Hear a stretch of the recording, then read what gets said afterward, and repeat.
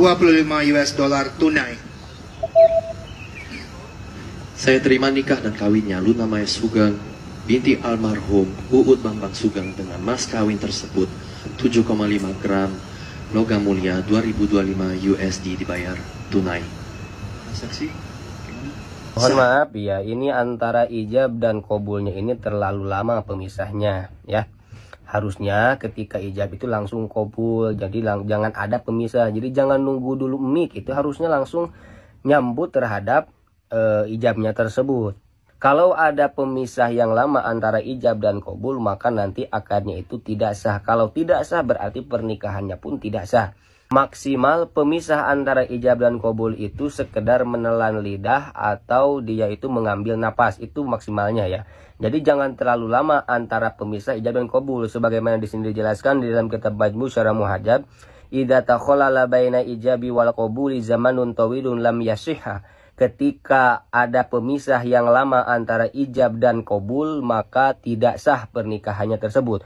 Wa in takhalala bainahuma zamanun yasirun yajri majril bal'i'iki wa qat'un nafsi.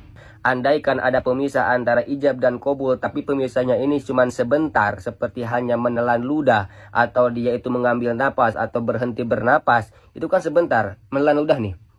Itu gak nyampe 1 detik. Ketika mengambil napas, itu gak nyampe 1 detik. Sedangkan di dalam video tersebut, itu ketika saya lihat durasinya, itu nyampe 3 detik. Berarti melebihi batas maksimal pemisah antara ijab dan qabul. Kalau melihat dalam ilmu syariat, berarti itu tidak sah akadnya. Kalau tidak sah akadnya, berarti tidak sah juga pernikahannya. Dan juga perlu diketahui untuk saksi ini harusnya adalah orang yang paham terhadap ilmu syariat. Bukan hanya orang yang mempunyai nama atau orang yang mempunyai harta yang banyak atau orang yang dia itu berpengaruh.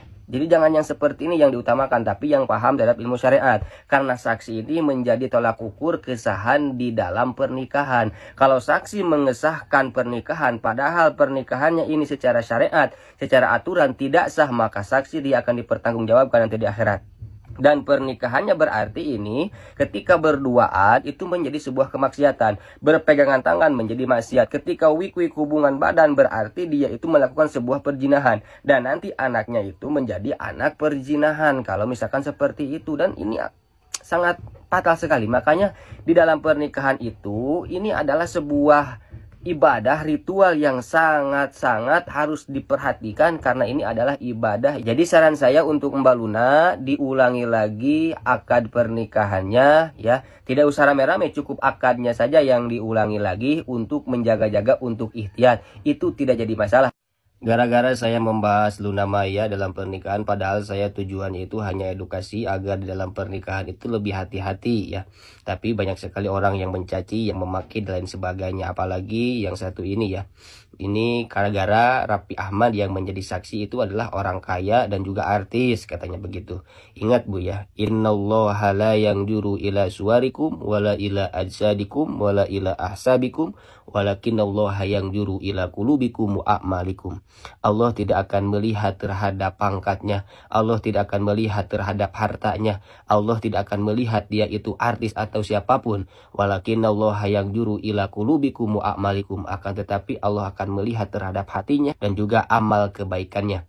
Kalau dia amalnya baik, maka dia akan dimasukkan oleh Allah ke dalam surga. Tapi kalau dia amalnya tidak baik, walaupun dia itu artis, itu bukan jadi jaminan bahwa dia itu akan selamat. Seperti itu ya. Bukan saya mengatakan bahwa Raffi Ahmad tidak akan selamat, namun di dalam masalah ini, di dalam masalah akad pernikahan itu harusnya yang menjadi saksi itu adalah orang-orang yang memang paham betul. Jadi kalau ibu tidak setuju ya jadi masalah, silakan. Saya hanya mengingatkan, saya hanya edukasi agar untuk teman-teman, untuk orang-orang yang mau menikah itu harap hati-hati di dalam akad, di dalam saksi, di dalam penghulunya itu harus yang benar-benar paham. Jangan hanya dia itu mempunyai gelar saja tapi memang harus menguasai. Bukan saya mengatakan mereka tidak menguasai, tapi memang yang namanya manusia kan ada tepatnya khilaf. Mungkin mereka juga lupa atau gimana. Saya tidak mengatakan bahwa beliau-beliau itu adalah apa namanya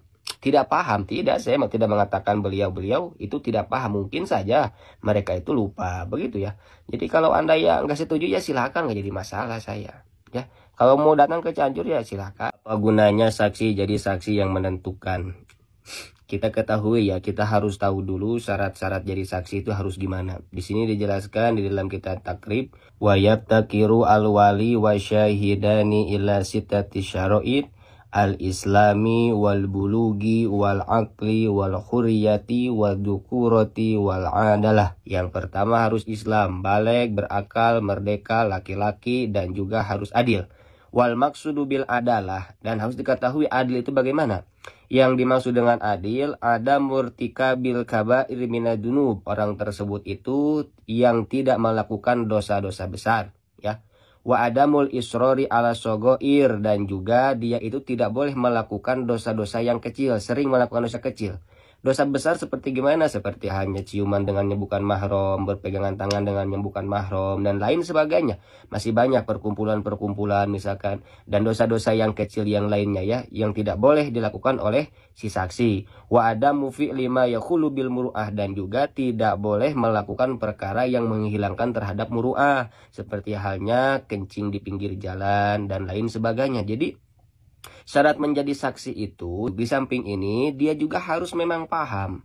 Adil itu dia harus paham terhadap syarat rukun dari akadnya tersebut itu bagaimana, ya. Islam itu gak mempersulit bro, udah niatnya aja ibadah, jadi mereka itu sah di mata agama maupun negara. Benar ya, Islam itu tidak mempersulit, tapi Islam mempunyai aturan. Dan juga kalau niat baik ini belum tentu menjadikan amaliyahnya menjadi baik. Saya kasih contoh, seseorang dia itu mau menafkahi keluarganya, niatnya baik karena perkara yang wajib menafkahi, tapi dengan cara dia itu maling atau membegal. Apakah niat baik ini bisa merubah terhadap keharaman hukum tersebut? Tidak ya, tetap saja maling, begal itu hukumnya haram, dan itu tetap tidak bisa menjadikan niat baik menjadi perkara yang baik.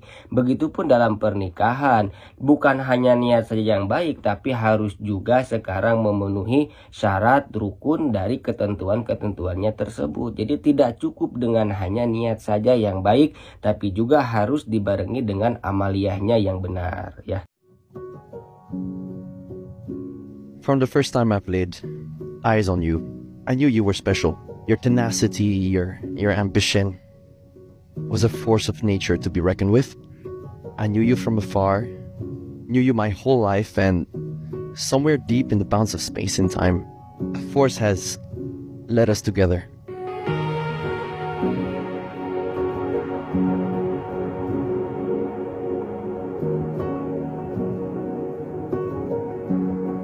My dearest husband, winning your heart